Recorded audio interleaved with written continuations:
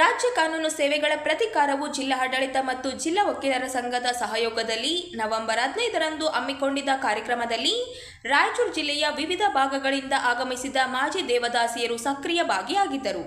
ಗೌರವಾನ್ವಿತ ನ್ಯಾಯಮೂರ್ತಿಗಳಾದ ವಿಭು ಬಕ್ರು, ಎಂಜಿ ಸುಕೆರೆ ಕಮಲ್, ಅನು ಶಿವರಾಮನ್, ಹೈಕೋರ್ಟ್ನ registrar general K S. Bharat Kumar ಹಾಗೂ ಇನ್ನಿತರು ಪೂರ್ವ ನಿಗದಿಯಂತೆ ಬೆಳಗ್ಗೆ ಸರಿಯಾಗಿ 9:30ಕ್ಕೆ ಜಿಲ್ಲಾ ರಂಗಮಂದಿರದತ್ತ ಆಗಮಿಸುತ್ತಿದ್ದಂತೆ ಡೊಳ್ಳು ಕುಣಿತ ಹಾಗೂ ಮಹಿಳೆಯರ ಪೂರ್ಣ ಕುಂಭದ ಮೂಲಕ ಸಾಂಪ್ರದಾಯಿಕವಾಗಿ ಸ್ವಾಗತಿಸಲಾಯಿತು. ಕಾರ್ಯಕ್ರಮದಲ್ಲಿ ಮೊದಲಿಗೆ ನ್ಯಾಯಮೂರ್ತಿಗಳು ಮಳಿಗೆ ಉದ್ಘಾಟಿಸಿ ವೀಕ್ಷಣೆ ಮಾಡಿದರು. ಜಿಲ್ಲಾ ಕಾನೂನು ಸೇವೆಗಳ ಪ್ರಾಧಿಕಾರ, ಜಿಲ್ಲಾ ಆಡಳಿತ ಮತ್ತು ವಕೀಲರ ಸಂಘದ ಜಂಟಿಯಾಗಿ ಕಾರ್ಯಕ್ರಮವನ್ನು ಅಚ್ಚುಕಟ್ಟಾಗಿ ಆಯೋಜನೆ ಮಾಡಿದ್ದಕ್ಕೆ ನ್ಯಾಯಮೂರ್ತಿಗಳು ಮೆಚ್ಚುಗೆ ವ್ಯಕ್ತಪಡಿಸಿದರು.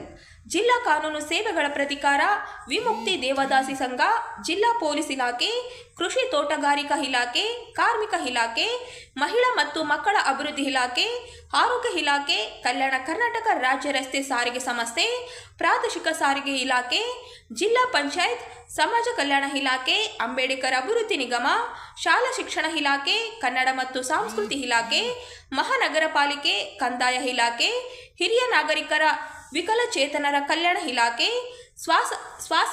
ಸ್ವಸಹಾಯ ಸಂಘಗಳಿಂದ ಮಳಿಗೆ ಅಳವಡಿಸಿ ನಾನಾ ಯೋಜನೆಗಳ ಕರಪತ್ರ ವಿತರಿಸಿ ಮಾಜಿ ದೇವದಾಸಿ ಮಹಿಳೆಯರಿಗೆ ಸರ್ಕಾರದ ವಿವಿಧ ಯೋಜನೆಗಳ ಬಗ್ಗೆ ಅರಿವು ಮೂಡಿಸಲಾಯಿತು.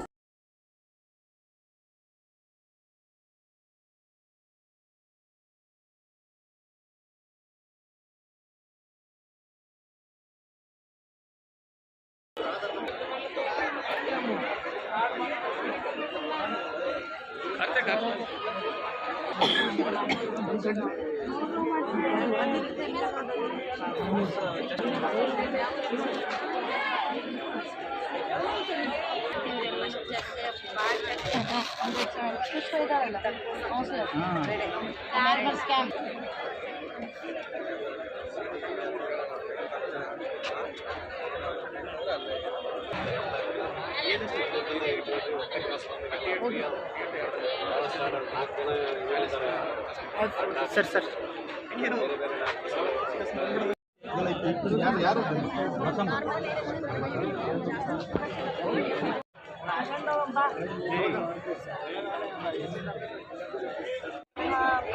ಮಹಾನಗರ ಪಾಲಿಕೆ ರಾಯಚೂರಿನ ಪ್ರಧಾನಮಂತ್ರಿ ಆವಾಸ್ ಯೋಜನೆ G+3 ಮನೆಗಳನ್ನು ನಾವು ನಿರ್ಮಿಸ್ತಾ ಇದ್ದೀವಿ.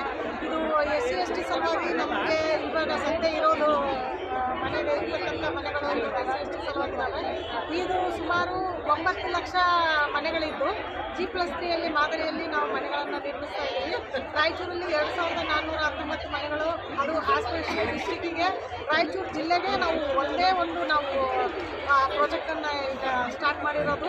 ಹಾಗಾಗಿ ಈ ರಾಯಚೂರು ಜನತೆಗೆ ಏನು ಹೇಳ್ಬೇಕಂತಂದರೆ SC/ST ಅವರು ಯಾರು ಇದ್ದೀರಿ ಅವರೆಲ್ಲರೂ ರಾಯಚೂರು ಮಹಾನಗರ ಪಾಲಿಕೆಗೆ ಬಂದು ಈ ಸೌಲಭ್ಯವನ್ನು ಪಡಿಬೇಕು.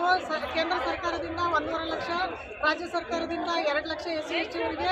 ಆಮೇಲೆ ಇವಾಗ ನೀವು ಎಲ್ಲ ಬುಕ್ಕಿಂಗ್ ಮಾಡಬೇಕಂದ್ರೆ 1 ಲಕ್ಷ ಕಟ್ಟಿ ಇನ್ನೂ ಉಳಿದಿರ್ತಕ್ಕಂಥ ಸಾಲವನ್ನು ಬ್ಯಾಂಕ್ ಮುಖಾಂತರ ಮಾಡಿಕೊಡಲಾಗುವುದು. ಹೆಚ್ಚಿನ ಮಾಹಿತಿಗಾಗಿ ಮಹಾನಗರ ಪಾಲಿಕೆ ರಾಯಚೂರಿಗೆ ಬಂದು ಭೇಟಿ ಕೊಡಿ ಅಂತ ನಾವು ತಮ್ಮ ಹೆಸರು ಕನ್ಫರ್ಮ್ ಮಾಡ್ತೇವೆ. ಏನಿದ್ರು ನನ್ನ district social development specialist CLDC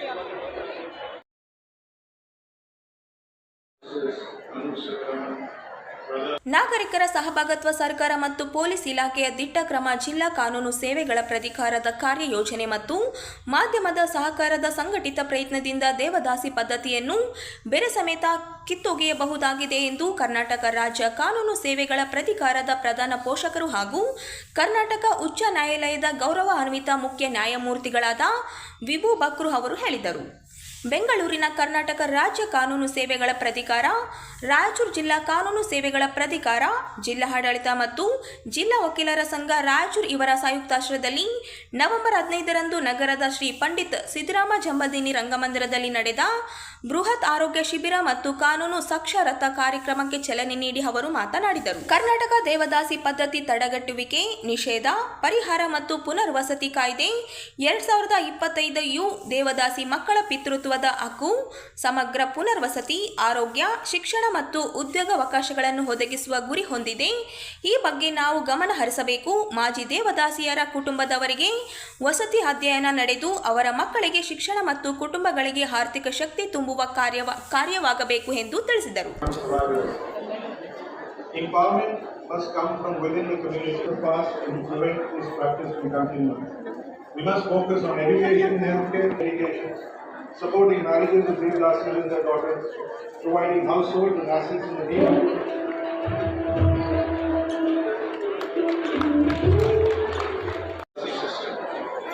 The Devdasi is one of the most painful reminders of our tradition when distorted can lead to injustice. Began centuries ago as an act of devotion.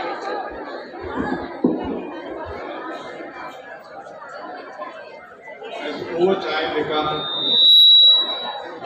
cruel social practice, one that has robbed countless of young girls of their childhood, dignity and dreams. Behind the ritual lies a grim reality. These girls, often from poor and marginalized families, are left vulnerable to lifelong exploitation. Many face sexual abuse and social rejection and are deemed the most basic human rights, the right to family, to dignity.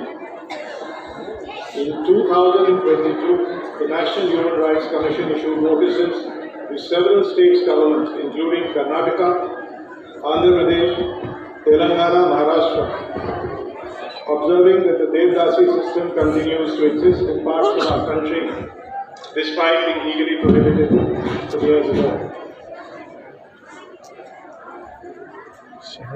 With ongoing injustice, the government of Karnataka has taken a bold and compassionate step by introducing the Karnataka Devdasi Prevention, Prohibition, Relief and Rehabilitation Bill 2025.